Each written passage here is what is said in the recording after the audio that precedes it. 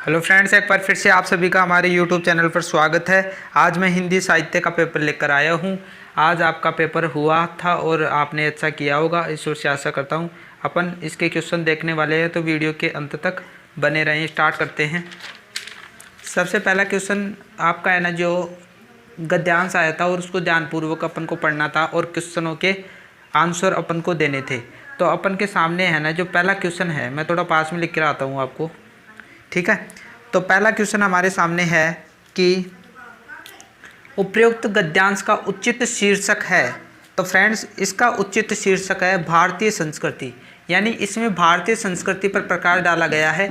ये जो आपका गद्यांश है। इसके बाद में फ्रेंड्स दूसरा क्वेश्चन हमारे सामने, मनुस्मृति में धर्म के कितने लक्षण बताए गए हैं। तो फ्रेंड्स, इसका जो राइट आंसर है, यहाँ से देखना होगा 10 लक्षण, यानी इसके 10 लक्षण बताए गए हैं मनुस्मृति के, ठीक है। इसके बाद में फ्रेंड्स तीसरा क्वेश्चन हमारे सामने, श्रीमद् भगवत गीता में देवी संपाद वाले लक्षणों में पहला स्थान किसे दिया गया है। तो फ्रेंड्स, इसका जो राइट आंसर है, यहाँ पर देखो अभय, यानी इसका राइट आंसर आप पढ़ लेना उसको, अभय, अभय इसका राइट आंसर हो जाएगा, ठीक है। इसके बाद में चौथा क्वेश्चन आया था कि मैं इसको थोड़ा पास में लेकर आता हूँ। चौथा क्वेश्चन था कि रघुवंश में किस कुल के राजाओं के गुण बताए गए हैं। तो रघुवंश है ना, जो रघु कुल के राजाओं का वर्णन करता है, ठीक है, इसी के नाम पर है, रघु कुल के राजाओं का वर्णन करता है। तो चौथा का जो राइट आंसर हो जाएगा द, ठीक है। इसके बाद में पांचवा, अनुकूल शब्द का विपरीतार्थ शब्द है, यानी विलोम शब्द है। तो इसका जो राइट आंसर है फ्रेंड्स, प्रतिकूल, ठीक है, वह इसका राइट आंसर हो जाएगा। आगे देखते हैं। आगे छठा क्वेश्चन हमारे सामने, भारत में किस पर विशेष बल दिया गया, यानी इसमें गद्यांश में पढ़कर अपन को बताना था। तो फ्रेंड्स, इसका जो राइट आंसर है, संस्कृति के आंतरिक अंगों पर विशेष रूप से प्रकाश डाला गया है इसमें, ठीक है। तो इसका जो राइट आंसर है वो द हो जाएगा। इसके बाद में आपका पद्यांश था, इसको बढ़िया तरीके से अपन को पढ़ना था, फिर जवाब देना था। तो उपयुक्त पद्यांश का उचित शीर्षक है। तो फ्रेंड्स, इसका जो राइट आंसर है द, बचपन, यानी इस पर बचपन के बारे में प्रकाश डाला गया है। जब हम 12th में थे तो उस टाइम भी है ना, जो ये है ना, ये पद्यांश हमारे चलता था हिंदी में, वो अनिवार्य हिंदी में चलता था, लेकिन आपके तो हिंदी साहित्य में चल रहा है, ठीक है। तो बचपन हो जाएगा। इसके बाद में बचपन में क्या नहीं होता था, इसका राइट आंसर होगा पुरुषार्थ व ज्ञान का मोह है, क्योंकि अंगूठा चूसना बचपन में होता था, निर्भय स्वच्छंद फिरना होता था, चिंता रहित खेलना खाना, ये सब होते थे, लेकिन ये नहीं होता था पुरुषार्थ और ज्ञान का मोह है। यानी पुरुषार्थ का मतलब ज़्यादा से ज़्यादा ख्यात प्राप्त करना, क्या बचपन में होता है क्या। ज्ञान का मोह होता है क्या, प्राप्त, यानी बार बार ज़्यादा से ज़्यादा ज्ञान प्राप्त करने की अपन की लालसा होती है क्या, बचपन में नहीं होती है। तो इसका राइट आंसर हो जाएगा स, ठीक है। इसके बाद में अगला क्वेश्चन, मधुर शब्द का विलोम शब्द क्या है। तो फ्रेंड्स, ये जो चिन्ह लगा रखा है ना, ये जिसका पेपर है उसने कर आया है मीठा, लेकिन उसका आंसर गलत होगा। इसका जो राइट आंसर है फ्रेंड्स, इसका राइट आंसर है स, कटु, कटु इसका राइट आंसर हो जाएगा, क्योंकि मधुर का विलोम शब्द क्या होगा, कटु, इसका राइट आंसर हो जाएगा कटु। आपने क्या किया है, कमेंट बॉक्स में लिखना जरूर मत, यानी लिखना मत भूलना। तो फ्रेंड्स, इसके बाद में हमारे सामने है 10वां क्वेश्चन, छुआछूत किसने जानी। ये जो पंक्ति है, इसका अपन को अर्थ बताना था। तो आपके सामने सीधा सीधा सा है कि बचपन में क्या अपन छुआछूत को जानते हैं क्या, कुछ भी नहीं जानते। अपन को ये ज्ञान ही नहीं होता कि जाति क्या होती है, छुआछूत क्या होती है, नहीं होती ना। तो इसका जो राइट आंसर होगा वो ए होगा, छुआछूत को नहीं जानते थे अपन, बचपन में छुआछूत को नहीं जानते थे, जब बड़े हुए तब इन चीज़ों में अपन फंस गए, ठीक है। 11वां है, अंगूठा चूसने को किसके समक्ष माना है। तो फ्रेंड्स, ये जो जिसका पेपर था उसने द करके आया है, लेकिन ये गलत है। क्यों, क्योंकि यहाँ पर देखो, इसका राइट आंसर होगा अमृत पीने के समान उसको लगता था। कैसे, यहाँ पर देखो, आपका कन्फ्यूजन मैं दूर कर देता हूँ। यहाँ पर जो पद्यांश है, यहाँ पर दे रखा है, इस लाइन को पढ़िएगा कि ये दूध के कुल्ले मैंने, ठीक है। यहाँ तक क्लियर हो गया कि जब बचपन में अपन दूध पीते हैं ना, तो एक बच्चा है ना जो दूध को बाहर निकाल देता है अचानक से, तो दूध, उसका अर्थ यह है कि दूध के कुल्ले किए। इसके बाद में आगे देखना, मैंने चूस अंगूठा सुधा पिया, सुधा का मतलब क्या होता है, अमृत।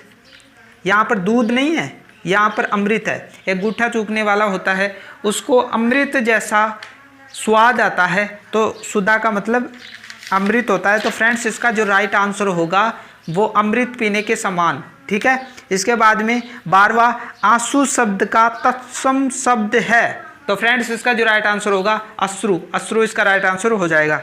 इसके बाद में फ्रेंड्स ये 2 खाली स्थान है, ये आप कमेंट बॉक्स में बताना कि आपने इनमें क्या किया है, फिर मैं बाद में बताऊंगा आपको, ठीक है। इसके बाद में तीसरा क्वेश्चन है हमारे सामने, गीतिका छंद के प्रत्येक चरण में मात्राएं होती हैं, यानी अपन को बताना था कितनी मात्राएं होती है, तो 26 मात्राएं होती हैं, ठीक है। राइट आंसर हो जाएगा 26 मात्राएं होती हैं गीतिका छंद के प्रत्येक चरण में, ठीक है। इसके बाद में चौथा क्वेश्चन, छंद में लघु वर्ण का संकेत चिन्ह और गुरु वर्ण का संकेत चिन्ह क्या होता है। अपन को लघु वर्ण का चिन्ह और गुरु वर्ण का चिन्ह बताना था, तो ये तो इजी था।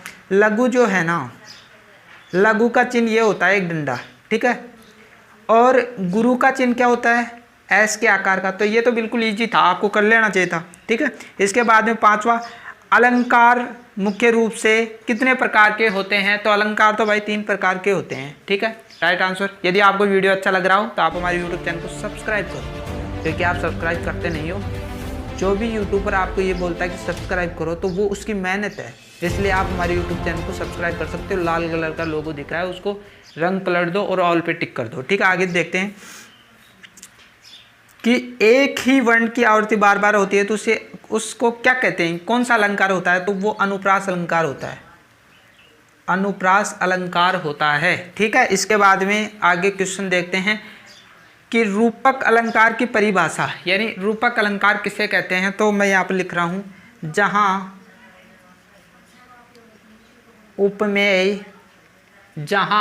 उपमेय और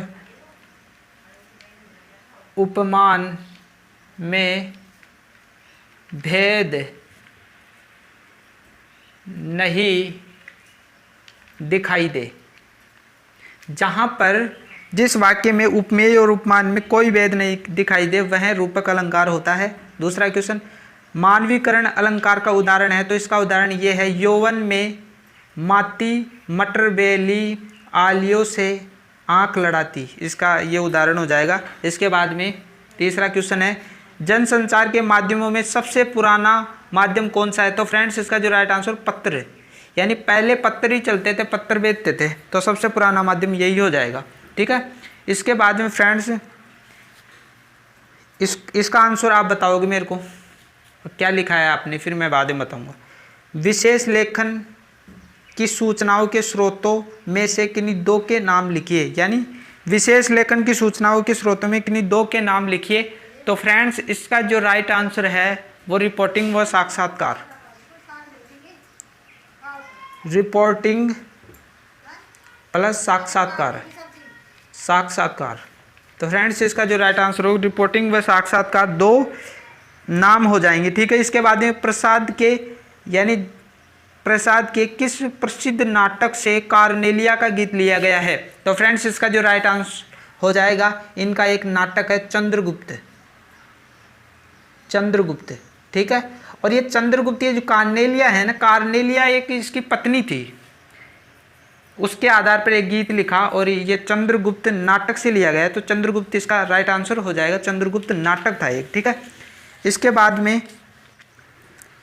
तो फ्रेंड्स 10वां क्वेश्चन था, कविता के प्रमुख तत्व कौन कौन से हैं, तो इसका राइट आंसर हो जाएगा रस, आनंद, अनुभूति और रमणीयता, ठीक है। इसके बाद में ये सारे के सारे आपको क्वेश्चन करने थे, ठीक है। इसके बाद में आपको ये भी क्वेश्चन करने थे और ये आपके सप्रसंग व्याख्या करनी थी, आपको एक पद्यांश दिया गया था और इसमें सप्रसंग व्याख्या में आपको इस पाठ के जो लेखक हैं उनका नाम लिखना था, कहाँ से लिया गया है, और इसकी व्याख्या करनी थी, इसका शीर्षक लिखना था, ठीक है। तो जिसने इसको पढ़ा होगा वो आसानी से कर पाएगा, आपके बुक से ही आए थे। और इसमें से देखो कोरोना काल की नई चुनौतियाँ, ये ईजी सा आया था, इसको आप आसानी से कर सकते थे। तो फ्रेंड्स आशा करता हूँ आपने पेपर आपका पेपर गया होगा, आपके अच्छे नंबर आएंगे। तो मिलते हैं एक नई वीडियो के साथ। यदि आप हमारे यूट्यूब चैनल पर नए हो तो आप हमारे यूट्यूब चैनल को सब्सक्राइब करना ना भूलें, बेल आइकन को दबा दो। मिलते हैं एक नई वीडियो।